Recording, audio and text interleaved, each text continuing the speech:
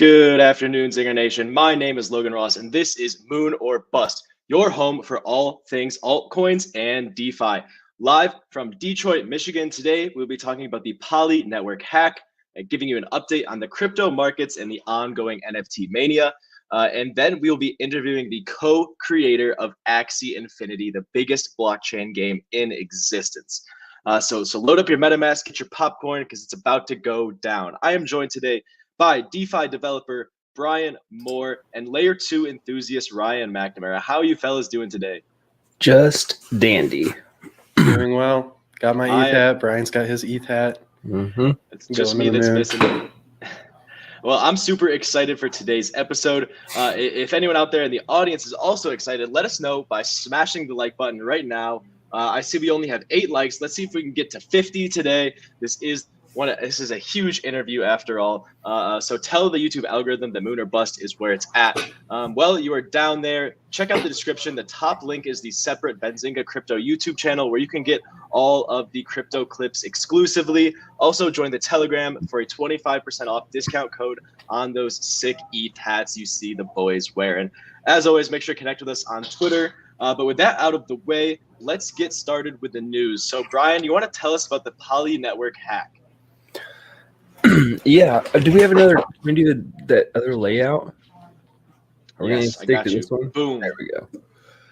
So, if you guys didn't know, the PolyNetwork got hacked for about $60 million, and the hacker has now started slowly returning some of the funds, pretty much saying, "Hey, you need to get this secured, locked down, and maybe I'll return it all." I don't know. If I had $600 million, dollars, I would. I don't know what I'd do in this case, but I don't think the money's important to him. What the money is, from what it looks like on the news I've seen, what's more important is making sure that everything's safe and secure, as opposed to someone being able to steal all this. It looks like it was from a vulnerability where, because it was cross-chained and you can do transactions on multiple different blockchains, that's where he found the vulnerability. And there was one certain clause, and you can kind of find it in the GitHub repo of Polychain, where if you anybody can call a cross-chain transaction, but what happens is, in the header there is some metadata that allows you to prove that you're owner of this said transaction, and you want all this stuff on this other thing that you own to cross over. He pretty much got a hold of everything and brought it to his own wallet, or multiple wallets or whatever. He pretty much took all the money off those smart contracts and was able to easily just send it over to his own where he can control it. Now he's saying, hey, this needs to be in a multi-sig. I will give some of it back, or I'll give all of it back, but it needs to be secure and locked down. So it's a pretty big movement. I mean, it's the largest hack in DeFi history, and DeFi history is only like a couple of years old, but that's still a huge deal. I don't know the legal repercussions if you find a vulnerability and exploit it. is that really illegal, or is it, just messing around with code? That's the gray area. I'm not a lawyer, so I don't know. Did you guys even know about PolyNetwork before this hack? Because I, for one, did not. I did not. I had a lot of people telling me that it was Polygon Network, but it's not. It is not the Polygon Network. It's the Poly Network, and I didn't know it had $600 million in it. Mm-hmm. Yeah, neither did I. So, Brian, I just kind of want to talk about what the exploit was once again. So when you're doing a cross-chain transfer, so say you're going from Ethereum to this Poly network, there's a smart contract on Ethereum that acts as like a lockbox. So you put your funds in that lockbox, and that lockbox sends a function call to another smart contract on the Poly network that gives you, the same tokens that you locked up. And someone was able to exploit this lockbox. It didn't have multi-sig on it, or it did with only one signer. So they were able to just open it up for everyone's funds. It's good to see that they're giving them back. Ryan, I saw that there was something on Twitter. A lot of people were saying that he bought an alien punk with the stolen funds. Can you tell us if this is true or not? No, that's fake news. So there's a CryptoPunk bot that said that the alien punk was bought, and it said it was bought by the wallet that hacked the Poly network. But yeah, that was just fake news. Just a joke. Okay, so it's kind of like the sauces. Amazon buying it would be smart for him to do that, because then he would own some CryptoPunks that are super rare. At least he'd have something that way. He can't really spend that money outside of the DeFi ecosystem. So, might as well get some JPEGs. Exactly. That's what I That's right. So that is a great transition to our next segment on NFTs, on those JPEGs. So does anyone want to fill us in on their JPEG pickups? Yeah, sure. I know Brian got a glue factory that he can talk about. Yesterday I picked up a bored banana. So these have me pretty excited, not so much for the actual banana that I got, but this NFT will grant me access to a Siren of the Sea, which are some pretty cool NFTs coming out. It's a profile picture / gaming NFT. Let me pull up OpenSea. I'll show you guys what they're all about. But there's a bunch of different rarities, and actually the one I got, it grants me access to a special rare Siren of the Sea because my banana has a sticker on it. But while I pull this up, Brian, do you want to give a little overview of this glue factory? I know that sounds pretty cool. I know you picked one up yesterday. Yeah, one of our other producers, Scott, pushed me onto it, and so it's a NFT project that they are creating a comedy animated series around. And I've actually now doing some more research. I've seen a few other NFT projects that are promising that, hey, we will, once we hit this X number, we will start on an animated series. But what Glue Factory has done is they are actually creating it beforehand. Like they're trying to make it to where you are owning a piece of that cartoon, and hopefully it goes, hopefully it makes it to the big time. That's their goal, and that's what their objective is. And the cool thing about it is there's a lot of really cool people involved in the Glue Factory project. We have a lot of people from really well-known comedy shows on TV right now, and in the past you got Saturday Night Live, Modern Family, all that kind of good stuff. So there's a lot of potential to this project. So can you guys see my screen? Yep, it's up there. Okay, cool. So yeah, the floor price is only 0.06, which is pretty low for 1,300 owners. Like I said in the last stream, that's something to look at, because then you can see, how many on average, how many NFTs does one owner own? And with 1,300 owners, that's pretty good, especially considering there's only 4,000 items. Most NFTs, they have 10,000 items. You see Pudgy Penguins has like 4,000 owners out of that 10,000, so about 40%. This is a little bit over 30%, so it's really not bad. But here you can see some examples. They have a bunch of different traits. They all look pretty rare, in my opinion. But the value from these are coming from the ones with the stickers. So there's two types of stickers here. The ones without stickers, they grant you access to mint a Siren of the Sea come, I think it's August 21st, so 10 days from now. But the ones with the bored banana stickers, those will get you access to a special skin on your Siren of the Sea. And then there's also some Bored Ape Yacht Club stickers on some of these. So as you can see, they're going for more if they have the stickers on them, because that grants you access to some rare NFTs in the future. The Bored Ape NFTs, those don't give you a special skin, but they guarantee you get Bored Ape attributes on your Siren of the Sea. So that could be pretty cool as well. This is just one of the many I'm watching right now. Logan, do you want to update the crowd on pudgy penguins at all, or is that a little sore subject for the day? No, we could do it. So yesterday, I woke up. Let me just fill in some background if anyone hasn't heard my update on the story. So last Thursday, Ryan tells me, "Hey, you should check out these pudgy penguins." I'm like, "Oh, okay, sure. These guys, they look rare. Seems rare. They look cute." So I picked one up for 0.17 ETH. Kind of irresponsible, just threw $500 at it as a YOLO play. And then yesterday morning, I woke up and the price floor was 1.5 ETH. So I'm over close to 10xing my ETH. I had offers sitting on it for over an ETH, but now the price floor has corrected a little bit. It's come back down to 0.88. Still huge gains from where I picked it up, but the offers aren't coming in as quickly. I don't know. Ryan really convinced me not to sell yesterday when I had those big offers sitting on it. Now I'm a little bit upset. But Ryan, you want to tell me why I shouldn't sell it today? I think that a lot of the value from these pudgy penguins comes from Twitter. I mean, there's so much hype on Twitter about these pudgy penguins, and there's a lot of memeability of pudgy penguins. A lot of these pudgy penguins are becoming memes, and the more people that see those memes, the more people will know what these things are, and that's kind of how they get the value. You'll see these NFTs on Twitter, and maybe someone will want to buy them, and it'll push the price floor up. So I really want to get to this interview as soon as possible. So let's maybe show the horses that Brian picked up, and then we can start the interview. Oh, my bad. Oh, it's all good. Brian, do you want to share anything about the horses?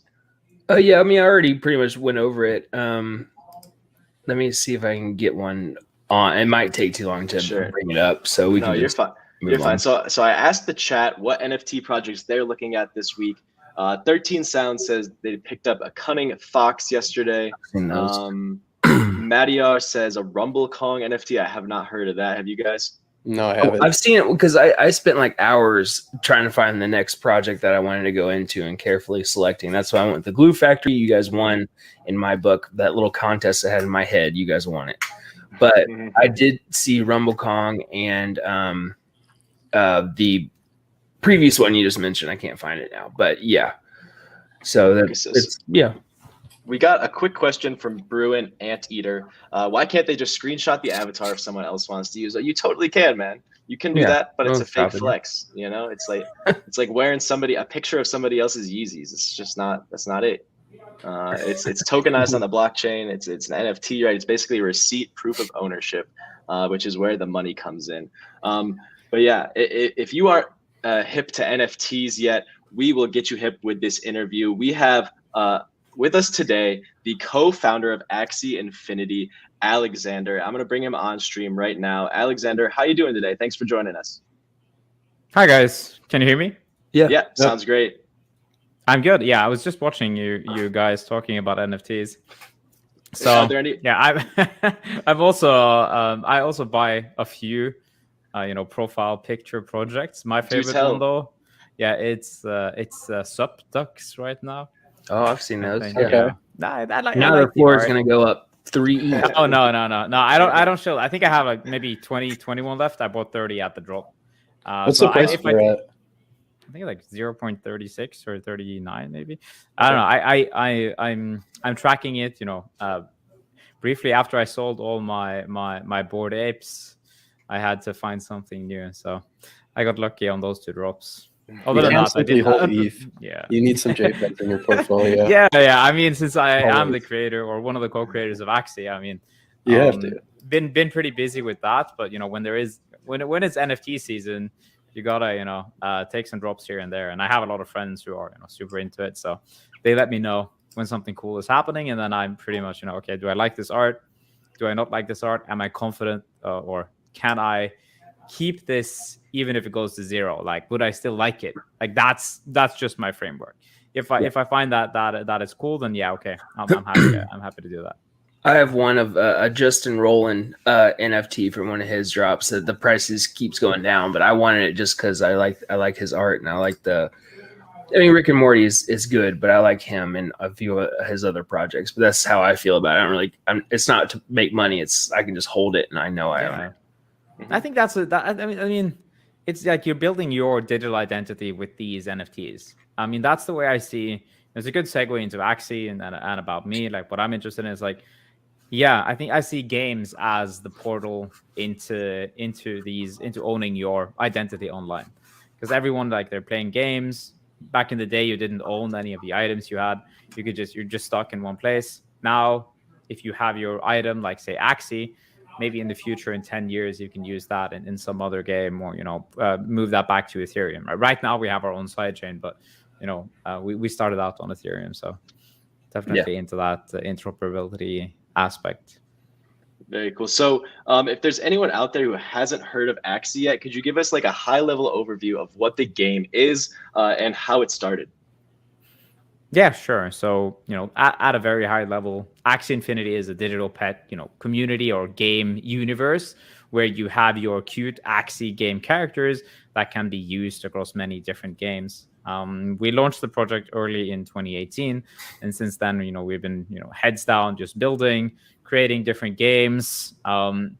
It's a little bit similar to some of these PFP projects that are launching now that are turning into some game related stuff, but we were really early there, and then we just kind of doubled down. Our goal was always to make different games, so we had a breeding game, and then we have a battle game, which is now found through product market fit.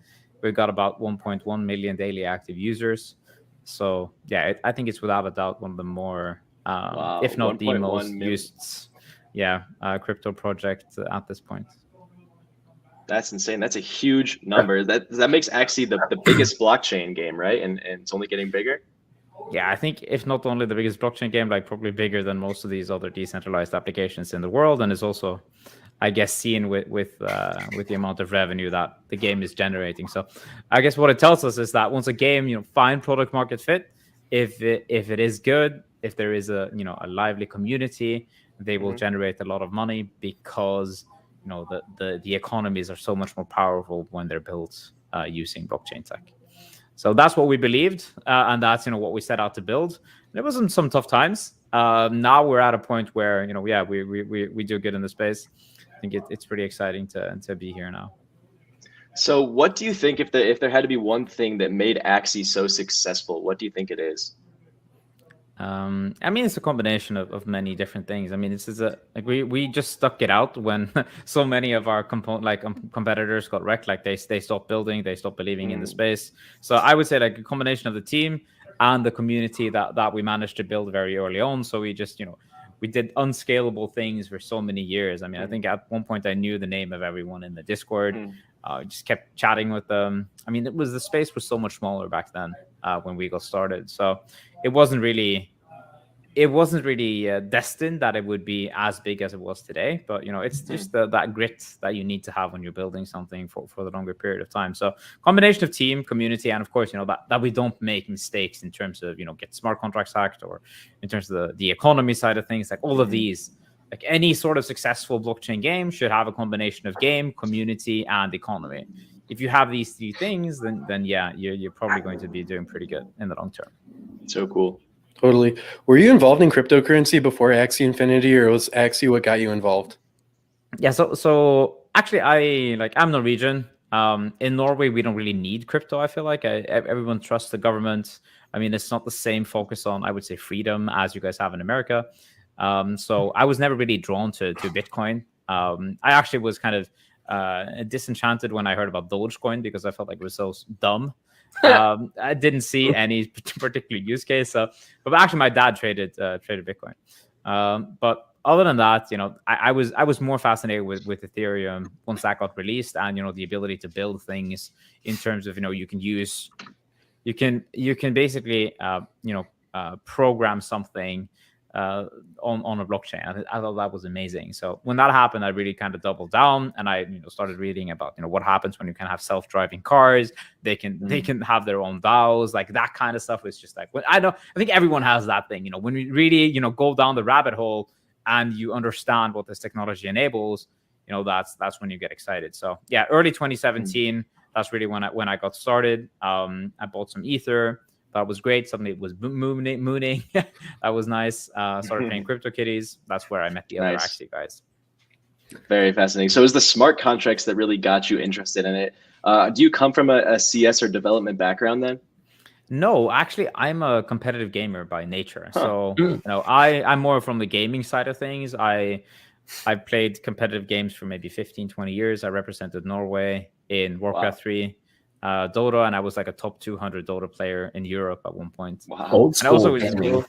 yeah, so I was like, I'm 35, so probably one of the earliest versions of gamers. So we played games before it was cool, where it was just to win. So that's my mentality. Like I love winning.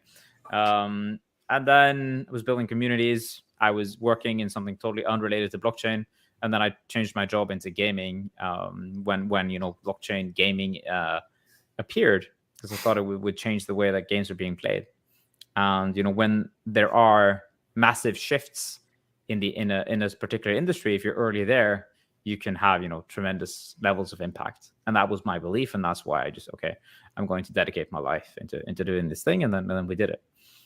So I quit my job, moved to Vietnam, and I lived there for a few years with the rest of the founding team in Axie. It was pretty good.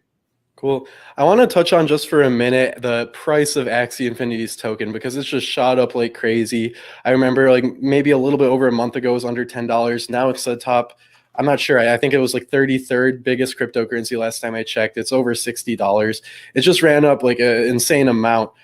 So from what I understand, there was a change in the game's dynamic that maybe made breeding more profitable and brought users in. Can you maybe explain what you attribute the increase in price to?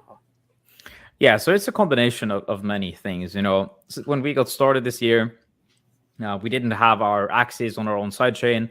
Everything was on Ronin, so a large part of the game was being gated behind very expensive gas fees. So over the past couple of years, we had been building our own sidechain, which is called Ronin, and then we released that early in February this year. And eventually, we also, let players migrate their Axies over to Ronin, and that's really, what triggered this. That was like kind of an innovation trigger, where we had a lot of pent up demand. People were finally able to breed new Axies, and that let people really enable, see the benefits that Axie Infinity enabled, because so much of the value was being lost into MEV. So, miners, they were extracting too much value out of Axie for a long time. Now, we took that back. We turned it a little bit more decentralized, more centralized. But then again, that benefited the users, because they could earn more money, basically. They can earn more tokens without paying gas fees. And that's, what really triggered an immense period of growth. And then eventually people started to realize that, hey, the Axie token is tremendously underpriced compared to the price, the amount of revenue that's being generated. So as an example, in January, we had 100K in revenue. And in July, we had 196 million. Wow. And so far this month, we have about 150 million in revenue. Wow. So this kind of growth, that should also be reflected in the token's price. And we didn't really have any inclination of why would we have a value capture for the token. We were quite fine with it being a little bit lower price, but then we figured, if Axie is mooning, probably the token should also go up a little bit in value. So we flipped the switch, and we enabled the breeding to go only in AXS tokens. And that's also what triggered some growth. And then we also increased the price of AXS so that it would capture a little bit more value. And that's something that we're constantly looking at. So how can we make sure that the economy actually makes sense for everyone who's playing Axie Infinity? That makes sense. So what are some different ways that players can earn crypto through playing Axie Infinity? Yeah, so there are a few simple ways. If you're a player, if you don't have any tokens or any crypto at all, you can find other players in our Discord, or ask some friends who you might know who have Axies, and they can borrow the Axies that they have too. If you do that, so then you can play for free, and then you can generate some SLP tokens just by playing, or even AXS tokens if you place high enough on the leaderboard. So that's the play to earn aspect of it. And if you then buy your Axies, or if you buy Axies, you can also earn Ether if you are a good trader or breeder, and then you sell them the Axies that you breed. So there are different routes into monetizing Axie Infinity. Cool. So I saw that you guys are thinking about possibly changing the amount of Axie tokens that you need, or SLP tokens that you need to actually breed Axies. And so with all of the price action on Axie Infinity lately, has that been done yet, or is that something still in the works? Yeah, so we actually just had a economic update. So the first one was that we reduced the amount of SLP that could be earned in adventure mode, and the reason for that is, we see that a certain player base, you can call them bots, you can call them, the unskilled laborers of Axie Infinity, that they're only playing adventure mode and they're not really adding much value to the ecosystem other than just clicking.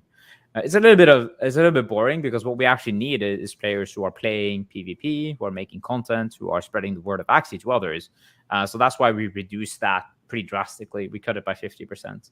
But then we did increase the amount of tokens that players could earn if they are good in PvP. So what we are trying to do here is incentivize the right kind of behavior in Axie. Right? We want to migrate the player base from unskilled players into skilled players. Right? That's one way of looking at it. But at the same time, those who want to just chill and play adventure mode, they can do that.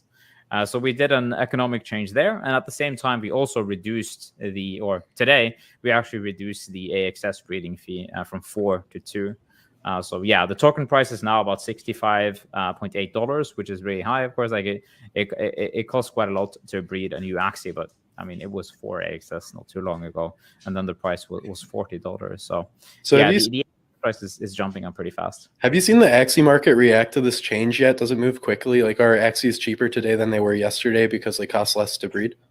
Not necessarily a certain amount of Axies, but some Axies are cheaper, right? The lower level, I would say, the ones who are worse at winning, right? So we see Axie as, I'm not sure if you guys are familiar with something like Magic the Gathering or Pokemon games, right? In all these games, like card playing or collectible games, you need a meta level deck. If you have that meta level deck, that's when you can compete at the highest level. And actually, that might cost like $1,000 or $2,000. And if you have that, you can actually do really well in the arena if you're a good player. But the worst level of Axies, they're dropping a little bit in price. But we have another mechanism to incentivize people to hold Axies on their wallets. So the more Axies you have in your wallet, the more energy you can get, so that you can actually play more games and generate more tokens. So it's a very I would say delicate system that takes a long time, a lot of trial and error to figure out in a good way. And I think that's what we're pretty good at in the team. Very cool. So I want to point out a comment from, I think it's Paulo Ibe, that the Axie is viral here in the Philippines. He was talking about Fluff World in that one. I don't think so. I think Axie is viral in the Philippines. It might be Fluff World too, but Axie is definitely viral in the Philippines. Yeah. So can we talk about maybe what do you think made it viral in the Philippines? Maybe how play to earn could have led to this? Yeah, so that's really what it was. So actually, I was on Filipino TV the other day. That was interesting. They were making like a segment on Axie. So yeah, last year, what we saw is that it was possible when we had released the token economy. People didn't really understand like what was happening. They had no idea what was possible. But there was we had some influencers in the Philippines who were spreading it to smaller communities, and then in one place it really stuck as the price was increasing a little bit. So what these people figured out is called the Nueva Ecija, that city, and that's also where a documentary was filmed. So in that particular village, it started to go viral because people started to realize that, hey, we can actually make way more than the minimum wage just by playing the game. Yeah, and that was the trigger. So people started quitting their jobs. They started doing like the full-time Axie. So I'm pretty sure it's changed that village forever, and it's very humbling to see. And it also like a lot of responsibility to see how many people are living off Axie in the Philippines. And then it's just, I've been tracking on the map, where it's spreading from one village to another. It's really, it's very interesting to see just how fast that grows. And now it's even spreading to even Ghana. So I saw some guys in Ghana who were, the same thing you would see, back in the day when you were looking at people who were teaching other people about Bitcoin, like these small meetups, these minor places. It's like the not really the dredges of society, but like the people who are a little bit geeky. They're first. They want to teach other people what's happening here. Magic, internet money. now it's Magic, digital pets. And that's what's happening, where there are meetups now about Axie across the world, and that's something that we definitely want to incentivize, and we will be doing more of. Yeah, those PvP games really go viral over there too, just like in segments. But this one looks like it kind of took off and held strong. But you got a really good point where they're making more than minimum wage by playing on, you can play on any computer. You don't need a really expensive rig or anything like that to do this. Just need an internet connection. You can make a lot more money than, whatever job is down the street that is paying, minimum wage. That is, you're right. I mean, changing these people's lives forever. That's awesome. It's pretty it's quite humbling, as I said, because there's a lot of responsibility. How can we make this last for a longer period of time, so that the economy doesn't really burn out? It's one of the risk factors, for example. I think not only in Axie but in any type of blockchain game. So AO Finance says, any plans to reduce the barrier of entry for new players? I know you guys have a scholarship program, so if you could touch on that, that'd be great. And then also, if you do have any plans to actually reduce the barrier of entry, we'd be interested in hearing that as well. Yeah, so kind of starting at the first thing is the scholarship. So the scholarship is actually enabled by the native account system that we have in Axie. So the way that works is the private key that players own, it determines the amount of actions that they can do on chain, where you can sell Axies, you can claim rewards, you can, anything monetarily. And then there is another part of the account system, which is basically determining who can use the Axies, who can play with them. And that's if you just have the account, credentials, you can just log in and play. Now what that enables is that if you own many Axies as a person, you can give your credentials to someone else, for example, or give them a QR code so that they can log in on your account and then play on your behalf. So that's basically how the scholarships got started. It's not something that we as a company, enabled specifically. We're making something an internal tool so that, this happens automatically. Right now, it's completely community created, where the community guys, they are hiring players and they are distributing salaries to these guys. Some, of course, are running away with the money, like you would have in any other, like people are scamming others. I mean, that's just human behavior. And on the other side, you have really tight scholarships where the person who owns the Axie is known as a manager, and the players are scholars, right? They're working for that guy. So I mean, there are many stories where people have been lifted out of poverty just by playing for someone else. So, that's the scholarship situation. We're working on tooling to make it, even more safe, so that people can, distribute. It happens automatically through smart contracts. On the other side, what can be done to reduce the barriers to entry? I mean, to be fair, the hard thing about making a game like Axie, where there is real money involved, is that people need some kind of skin in the game. If not, it's too beneficial to break the rules, because by breaking the rules, there is only stuff to gain, but you don't have anything at stake. So you actually need to stake something, and in this sense, that would be the Axies that you own, because if you break the rules, you would actually be sanctioned. So it's not necessarily that we're going to reduce the barriers of entry to earn something a lot. Like, that is determined by the real Axies that players can buy. But what I'm more fond of is like letting players demo the game. Now, I'm not sure how old you guys are, but like I'm a little bit older, so back in the day, you're older than them. Yeah. Yeah, you used to get like a PC mag, and in that PC mag there was like a demo. There was like a CD demo that you could play, and to just try out the game before you bought it. Like, I see that being a more natural progression for us, that we release just the tippity top, so that people can just try the Axie a little bit, see if they like the art, they like the game, and if they then want to double down and actually play it, that's what they can do. That makes sense. I've heard that scholarships are actually really competitive to get. So do you have any tips on how to actually secure a scholarship, or is it mostly just luck? That's really hard, actually, because I see the demand is totally crazy. I mean, in the scholarship channel in Discord, you can just see maybe every second the person is writing to get a scholarship. So, and I mean, like almost every second of the day. What I see is a lot of people are making, cool things. and posting that on Twitter and hashtagging Axie scholarship, or trying to send that to some guys who are running scholarships, like cool memes or art or music or like anything that if they have a skill that they can share with the world, that's exciting for people want to be close to other guys or other people who are passionate about something, who are builders, who want to add value, not only extract value.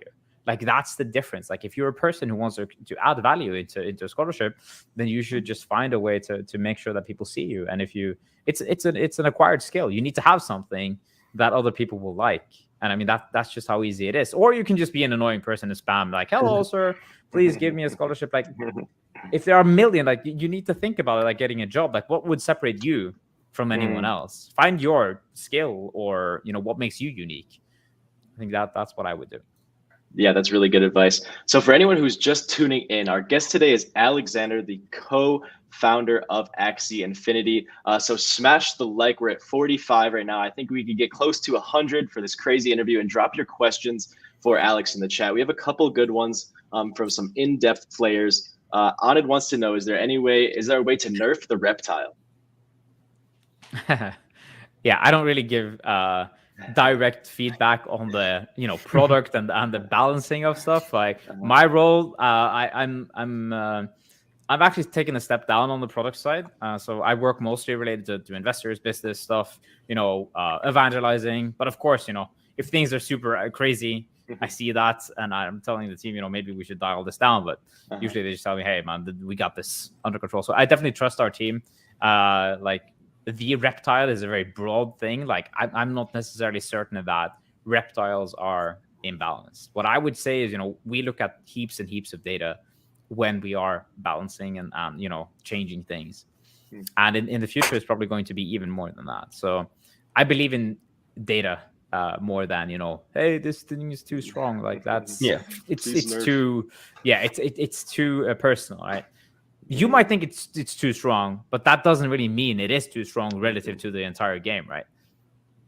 Yeah, Anand, maybe you just need to get good. All right. Yeah, or that. Like you can say that in other terms, right? So Hat Dog wants to know, when are you going to implement Axie skins?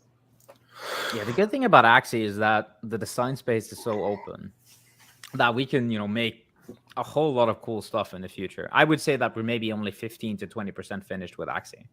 Wow. Like there's land there, you can make many different other games. You can turn it into a virtual world in the end, and then you can of course like implement skins or do other things inside the battle game itself. I mean, I'm more fond of let's say if you can implement something like taunts. Or, these are very basic things in other standard games. The reason why we don't have them is because we needed to make an entire blockchain first. Like, I mean, that's just how it is. If we could only focus on the game for 3 years, it would be a very different game. No.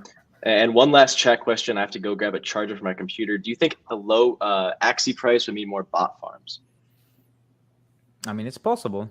Low Axie prices... Yeah, people would buy them because they would that would be a lower risk for them, because if the Axies got banned, like it wouldn't be as painful, and I'm sure some people would do that. But at the same time, I mean, it is what it is. Like a lot of people will buy Axies anyway and play them. Botters are just one part of it. There are a lot of people who are writing or sharing videos of bot farms. What they don't understand is that at the time that these videos are shared, like those bot farms are 99% certain already banned. Because if not, why would they share the videos? Like it doesn't make any sense. So imagine if you have a bot farm and you were then taking a video of that and you're sharing it online. Like if we see that, of course we're going to ban your ass. Yeah. So it's like that would be the dumbest thing these guys would ever do. The reason why they're spreading that stuff in social media is they want to like FUD. I want to show, hey, this is what we're doing, right? So, I mean, I hate those guys. I mean, whatever. I'll ban every single one of them if I can find them. Like, no mercy. Yeah.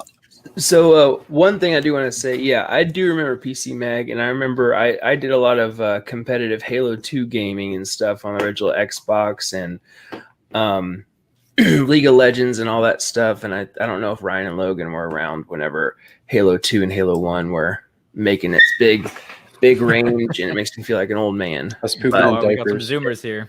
I know. I get it. Trust me.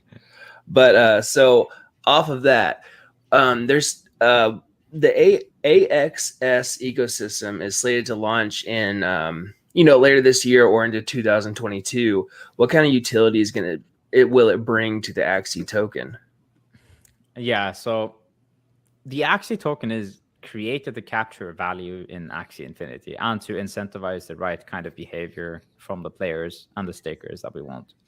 So one of the things that we see frequently happen in many ecosystems is that those who hold the tokens, they don't really do any work. They're passive investors, and at the same time they get rewarded by staking rewards. For us, that's not so attractive. We would rather give those who are doing that extra level of work more rewards. So you can think about it like this. If you're staking the token, the AXS token, you will get newly issued AXS each week. But if you do some extra work, and that work might be a mission that we as developers tell you to do. Like that weekly mission could be something like, hey, maybe you want to tweet about Axie. Hey, maybe you want to play the game. Like for one game, right? We could incentivize the right kind of behavior that we want our players to do. And if they do that, they get more rewards. So I think that's a key aspect of how we see the ecosystem. And at the same time, if you do that, you'll also get the chance to, decide what the money is being spent on that's in the treasury. So, that's just how we see this evolving. Like there has to be interest in this. Like people have to care. People have to, do something. If not, like this is not really going to work in the long term. And at the same time, we respect that there is passive capital too. They can get something, but maybe it makes sense to reward those who are actually care and do more stuff. Like, what do you guys think? Yeah, I mean that makes total sense. We've learned one thing doing this show in the last couple months, that a product is really only as good as its community. And as long as you have a healthy, happy, engaging community, it's much harder to fail.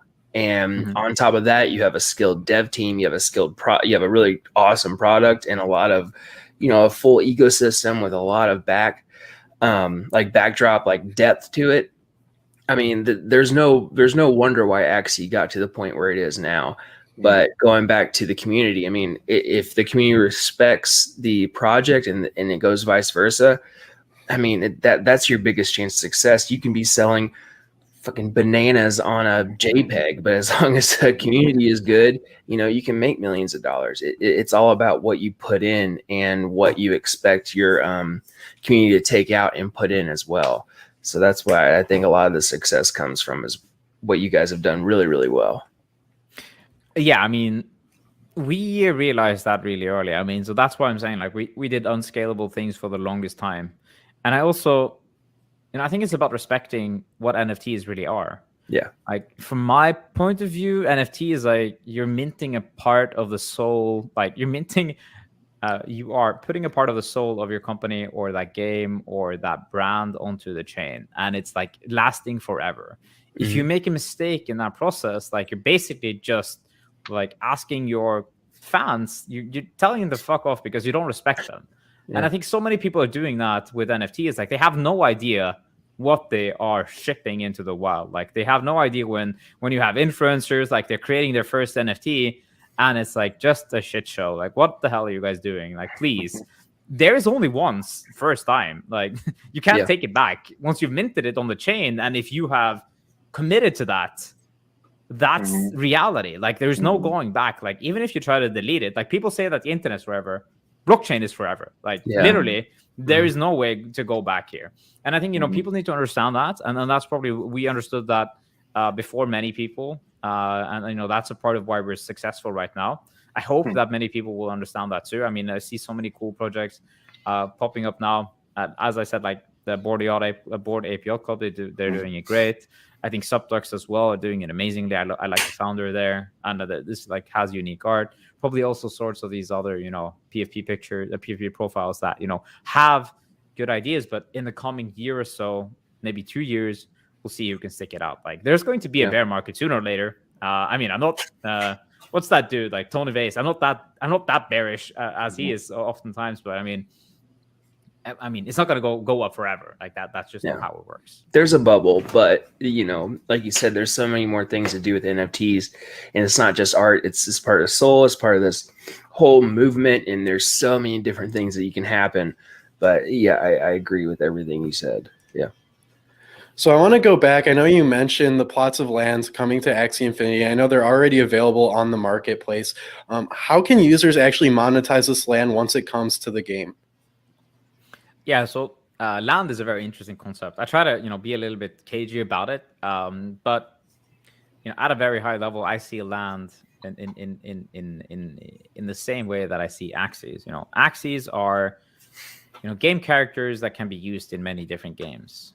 Land probably will be the same thing. Like, I can see land being one game, which is very Clash of Clans like, and I can see land being used in another virtual world where you have land, you can put your similar to Decentraland or Sandbox or whatever other type of virtual worlds. So I think that's a thing that I'm very excited about. I think people have a very limited viewpoint of, okay, I'm trying to put things into my box here, but like, that's not how it works. Like, if you just have people who care about the products, about the ecosystem, there is unlimited amount of value that can be added to NFTs.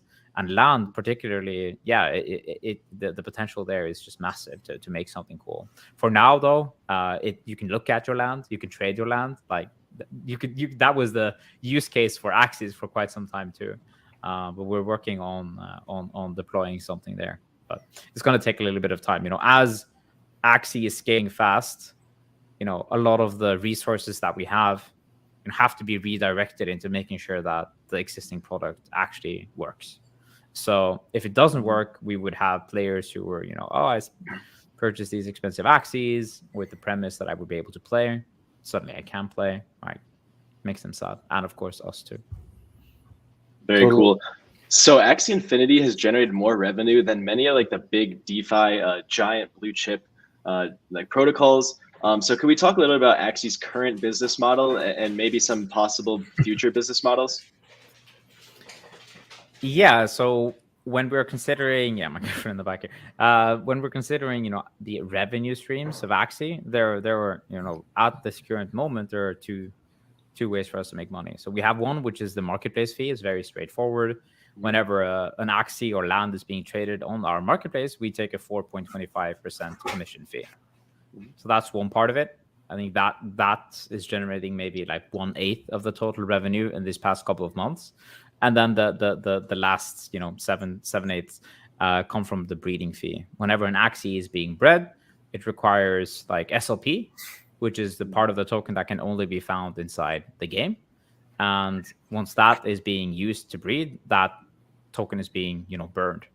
Then you have the other part, which is the AXS token, which we then put in the treasury, and that's where the most of the revenue is coming from. So people are buying AXS to breed, and they are earning SLP inside the game to breed as well. Where can you get AXS?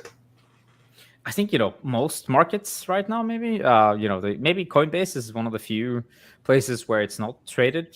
I'm not sure if that's happening, or who knows.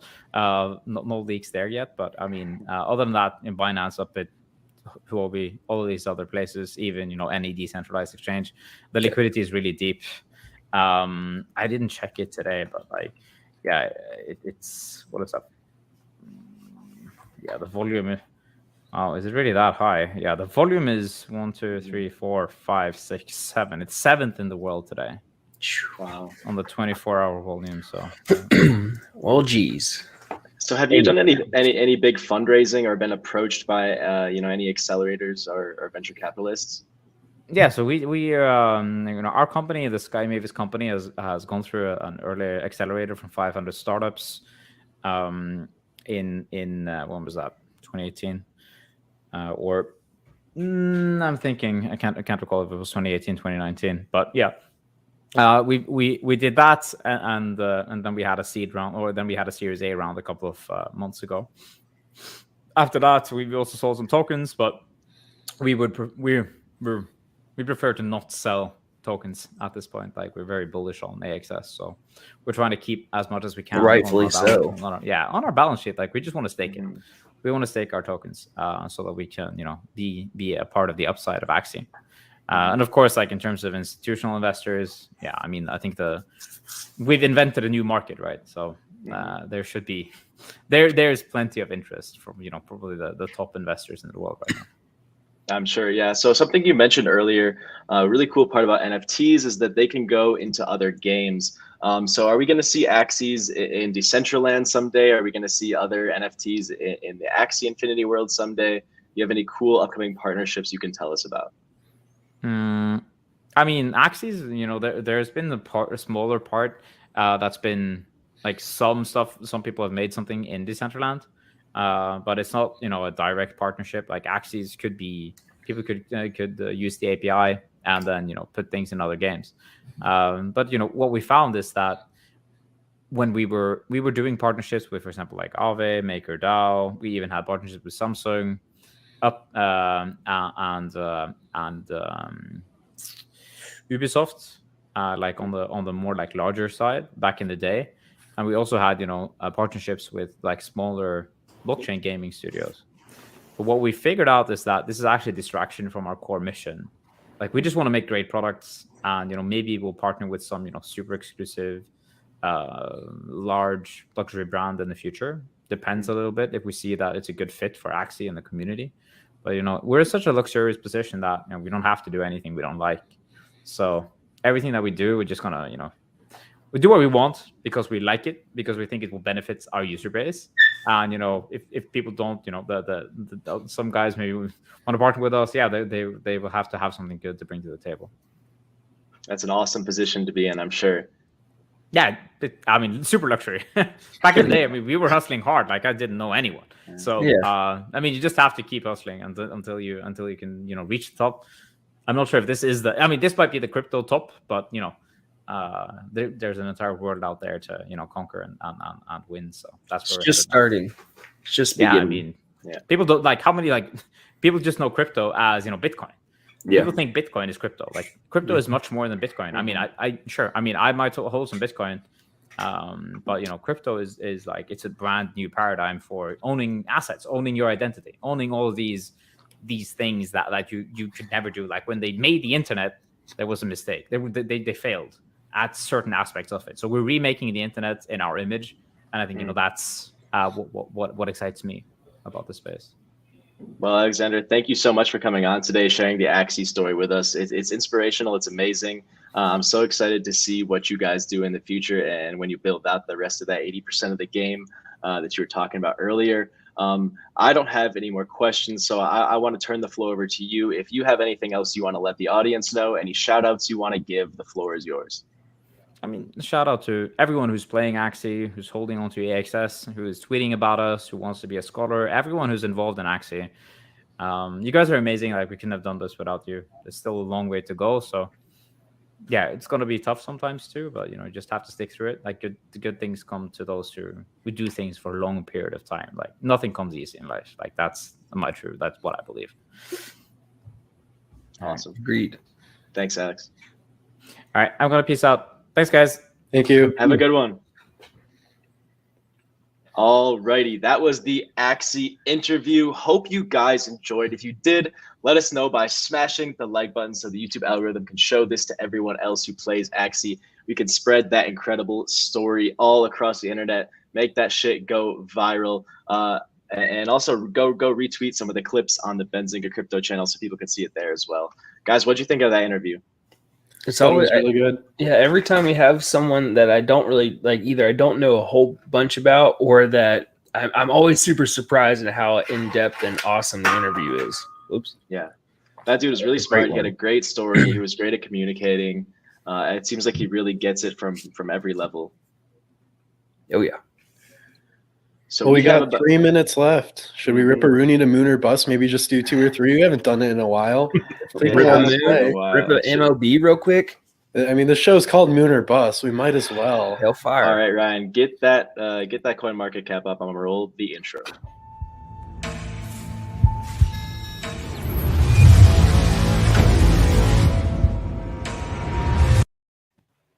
It's been way too long since we've done this segment, but if you are new around here, haven't seen this before, this is where you guys drop your cryptos in the chat. We look them up on CoinMarketCap and we give them a moon or bust rating. So blow up the chat right now. We have time for, I think, 1 or 2, and we're gonna have to go really quickly.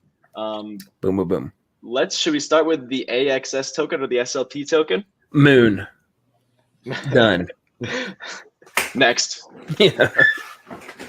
I mean, what is there to say about it? It is. It's like the biggest crypto project there is right now. Yeah, I think it was super undervalued for a while. It's catching up now. It's expensive, but rightfully so. They're generating a ton of revenue. We got ADA on the chart in the That chat shit too. is ripping. ADA's also been ripping lately. So maybe we pull that one up as 187. I bought in, I think, at 43 cents. Very Not nice, too very shabby. nice. Yeah. So one, for she's those of gonna you do. who don't know my position on ADA, I'm not a huge supporter of it just because they don't have a smart contract ecosystem out there. Otherwise, it looks like it's promising with 2 layers. There's a computational layer and a transaction settlement layer. So definitely some cool ideas, but not too much execution. That's why I don't like it. That being said, I think it's going to go up with the bull run. I think there's a lot of hype around it. I think we could see much higher prices than we're seeing now. I'm still giving it a bust though. So well, I agree with you. I think they're one of the slower ones to come out the gate with their actual project and product and doing everything they want. But there's so many big names, and I'm going to give it a moon because it has potential promise. If you look at the 5-10 year plan, it's a big one. Yeah, Ryan, I'm gonna have to disagree with you as well. Even though I'm a big Ethereum bull long term, I think Cardano has its place in the market. I think that Charles Hoskinson has the ability to execute and the following to execute. The team is also superb. It's like the 2nd or 3rd fastest growing and most quickly developing projects in the space, according to the Electric Capital Developers report from last year.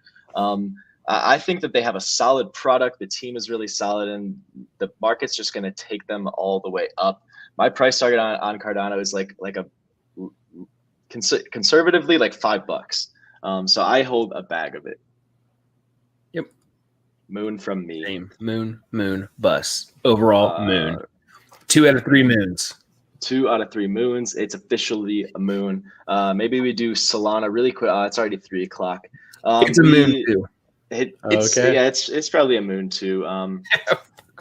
They're all moons.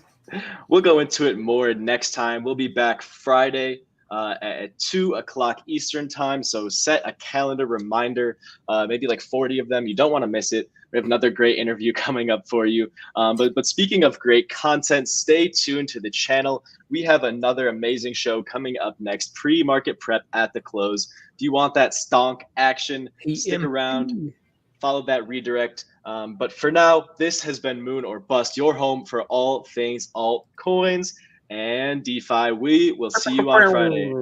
Peace out.